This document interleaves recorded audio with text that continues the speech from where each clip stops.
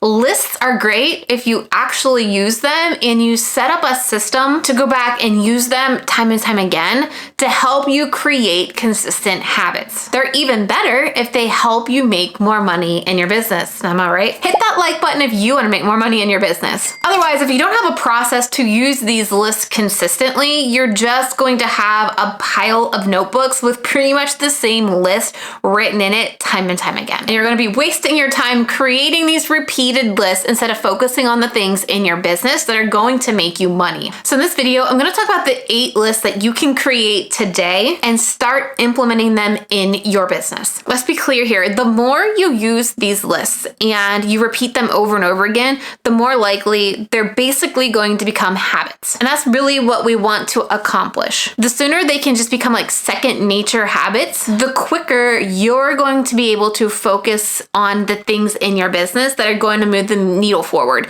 that may be making more money, that may be booking more clients, right? Because really, you can watch all the habits and all the productivity videos that you want, but if you don't actually stop watching and start implementing, basically watching all these videos are pointless and a waste of your time. So let's make sure you're not wasting your time anymore.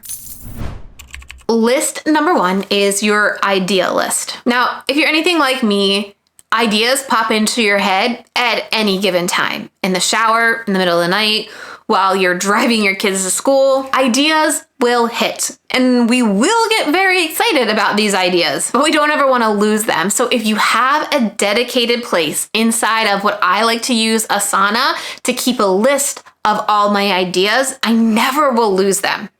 Especially with a notebook, because notebooks are huge products around this house. And if I have a notebook, it could potentially have a smiley face drawn in it a week later. So I'm going to keep things digital for now. I actually learned this technique from a friend of mine, Meredith, from learngrantwriting.org. She likes to put her ideas into what she calls a parking lot, which is really great because, again, if you get an idea and you're super excited about it, you're ready to implement it immediately. But what happens is these ideas basically become like shiny object syndrome.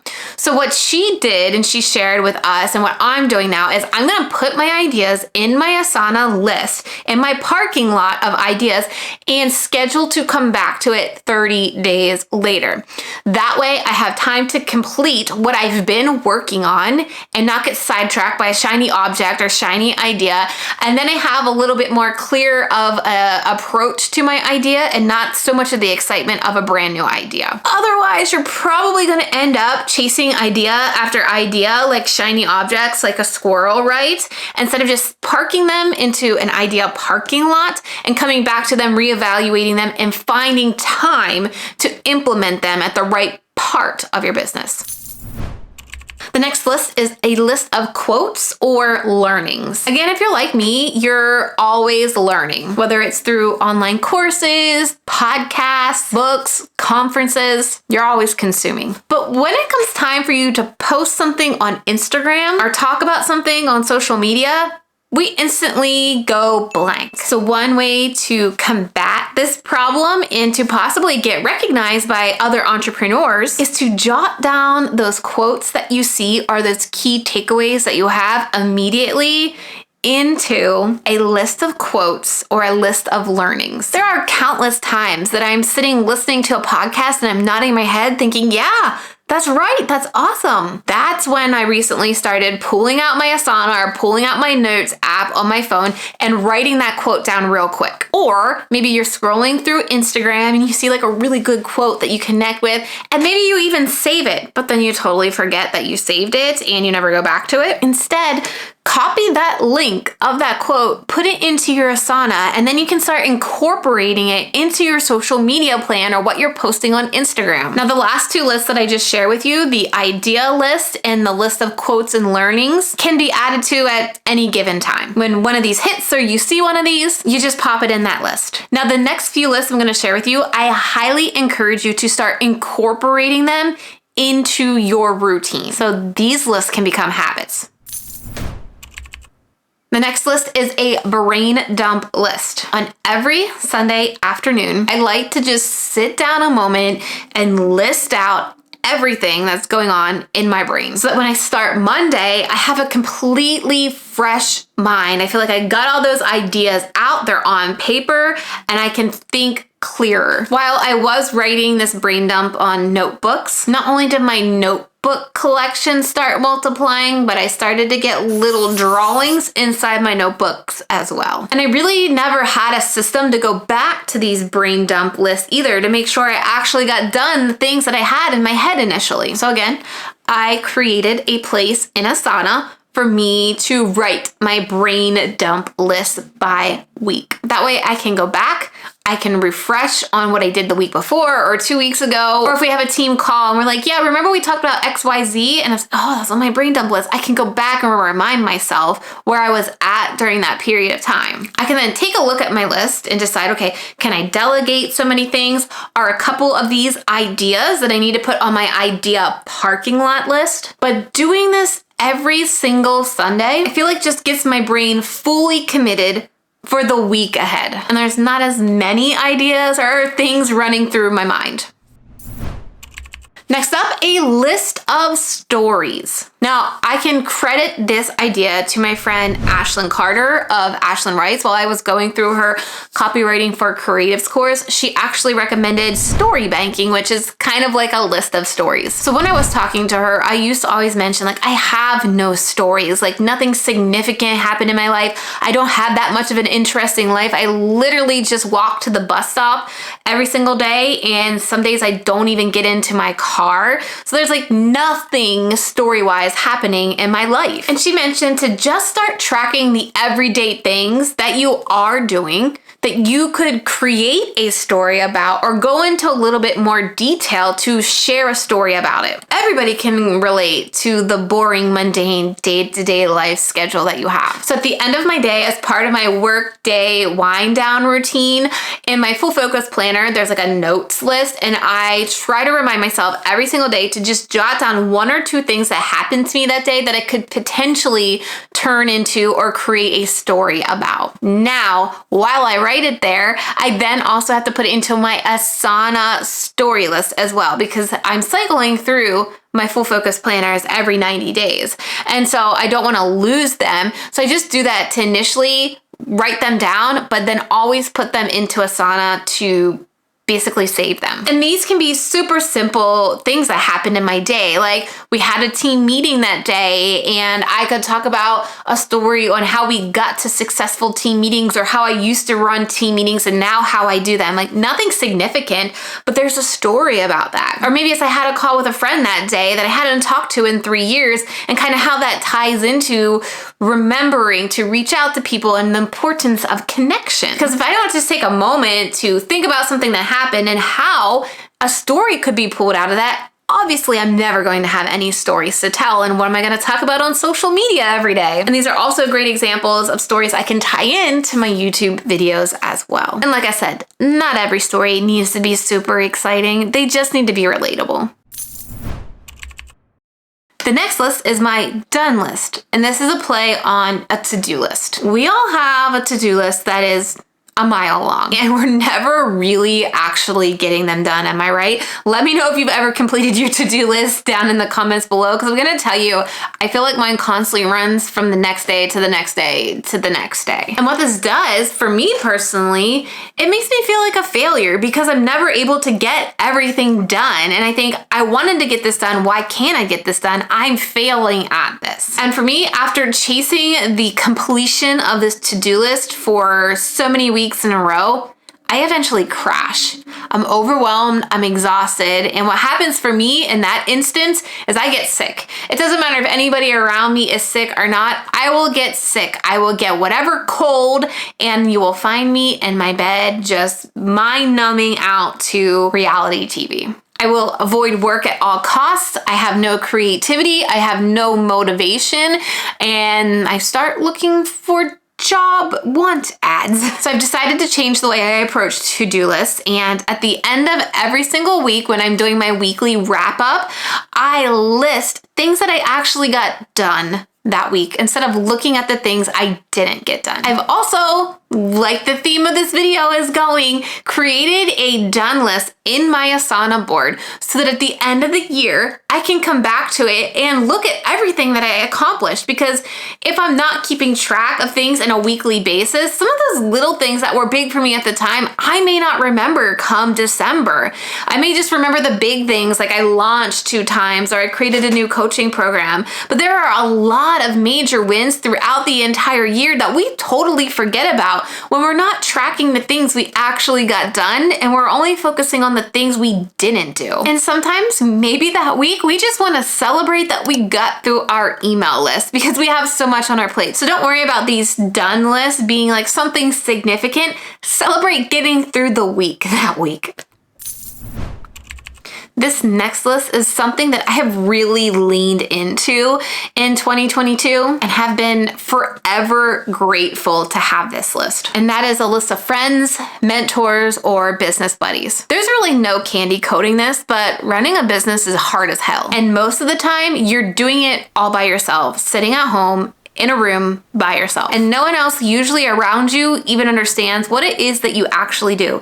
Even if you have a partner, like my husband has no idea what I do here on a given day. And then you also start to question, am I doing it right? Are these numbers that I'm seeing for this launch normal? Are the subscriber numbers to my channel normal? Is it normal to create 3 reels or 7 reels? Like, what are other people out there doing to see success? And for me, particularly in 2022, we really blew up our agency services in a good way, but was also incredibly stressful for me. I had never done a service package at that level or juggled that many clients or even that many employees at one time. We literally quadrupled our business in the first 6 months of 2022. And I had no idea what I was doing and if it was the right things to do.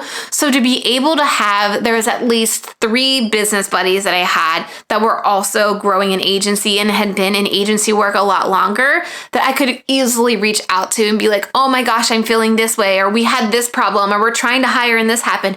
And they had been there and were able to share their experience, or they were able to also reach out to me and vent with what was going on with them, and I could understand it. And so you didn't feel so alone, and you kind of had that support system to get you through a super stressful time in your business. So had I not actually, and this may not be a physical list, but at least a list in my mind for now of who I can reach out to. If I didn't have that this year, I honestly don't know if my agency would have survived the entire year this year, or I maybe would have just said, forget it all, burn it down, and move on. It also really pulled me out of a funk and a depression because, like I said, running an agency is so hard and there's so many different pieces of it, and you don't realize going into it, you think, oh, this is great, I got more clients, and you just kind of go numb and your creativity disappears. And I wasn't excited to create YouTube videos and I wasn't excited about my business anymore.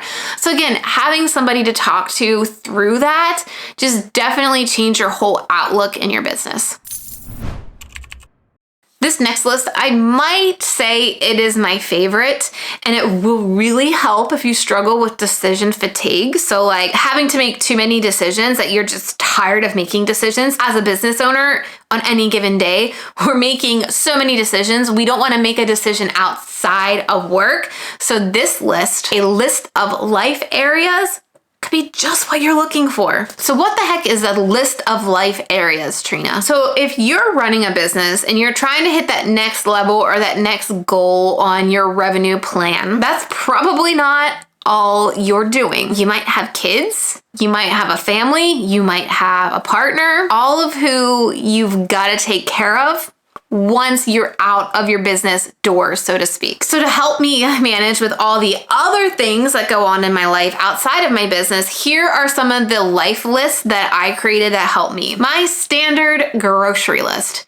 So My kids and I are pretty routine in what we eat. We eat the same breakfast, we eat the same lunch. The only thing that changes up is our dinner. So every single week, we're basically buying the same grocery list, and the only thing that's changing is what we're doing for dinner. So we just have an already populated grocery list, so I don't have to come up with everything every single week, and the only thing that we need to add to it is what we're going to eat for dinner. The next list that I have is a list of meals that we all enjoy, because I hate coming up with meal ideas. This was probably a few years ago. My husband and I sat down and we listed about 14 meals that we like and we don't mind making.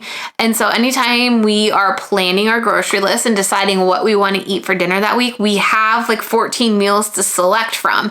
And I'm not having to scroll through Pinterest and try to figure out a recipe or a meal. And we've updated that list occasionally. If we have something with the kids that we try new and they like it, we'll add it to it.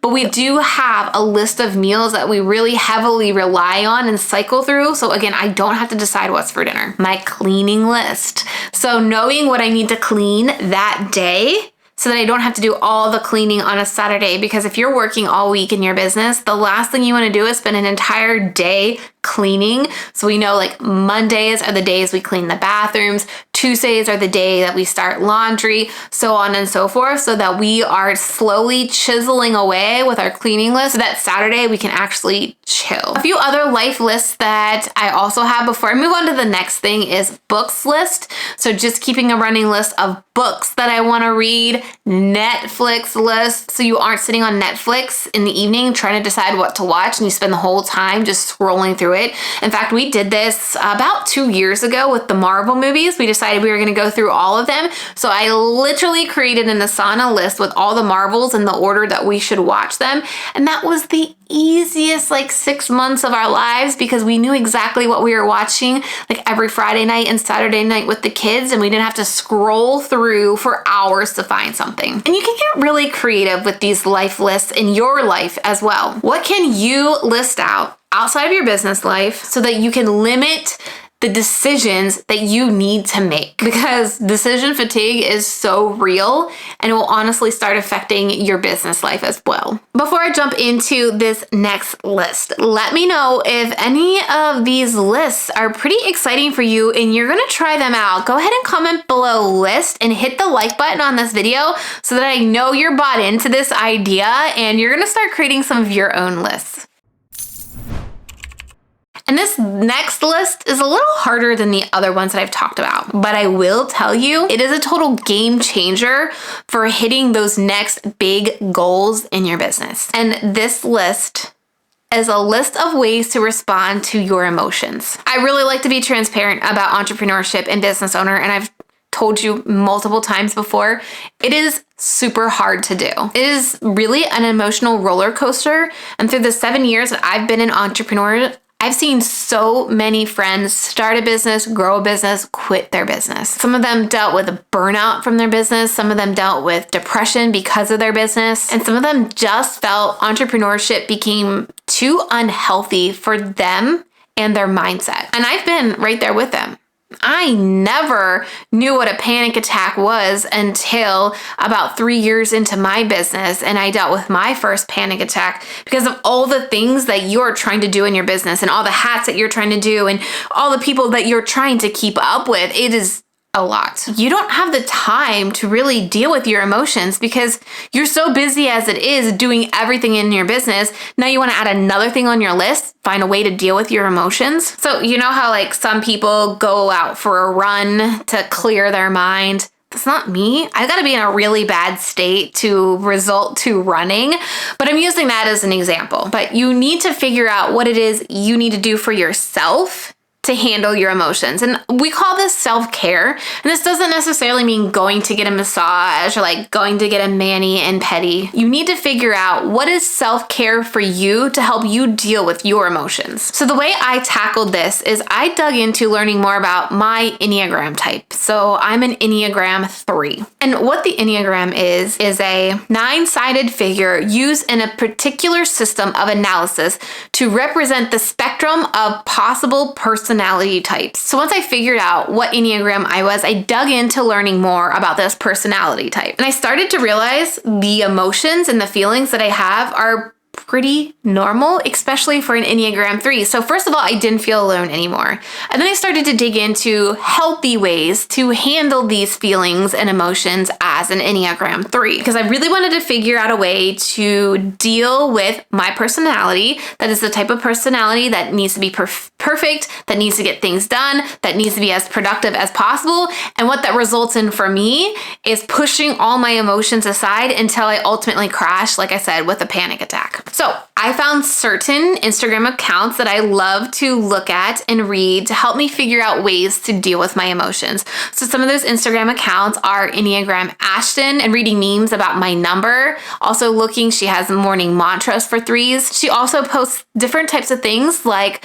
being aware of what might upset me. So again, I can list these in this particular list so that I'm looking at it maybe every single morning as I start my day to be aware of these feelings right from the bat and figure out what I need to do to fix it or manage it. Another Instagram account I like to read for help as well is Sarah Jane Casey, to learn what a healthy 3 looks like, what an average 3 looks like, and what an unhealthy 3 looks like. So I can make sure like I'm adjusting to where I need to be. So if I'm reading about the unhealthy 3 and I'm like, ooh, that's kind of where I'm at right now, going to the other Instagram account to figure out what my way of self-care is and going to my list of self-care to get back to average is how I use this list. Like I said, just having this basically in my back pocket and reviewing, every morning or once a week, just to recognize and acknowledge where I'm at so I can course correct as needed so I don't go down that path of pushing all my feelings aside and crashing. Now, if you haven't done so already, share with me down in the comments what list you think you might start creating right now. And I'll tell you, running a business and being an entrepreneur puts a lot of pressure on you, and you shouldn't be doing this alone. But how do you find a community to help support you and help you build your business friend list? Watch this video on your screen right now where I share with you how much I spent on masterminds in 2022 and how I finally found one that helped me find my people to lean on. Click on that video and I'll see you over there.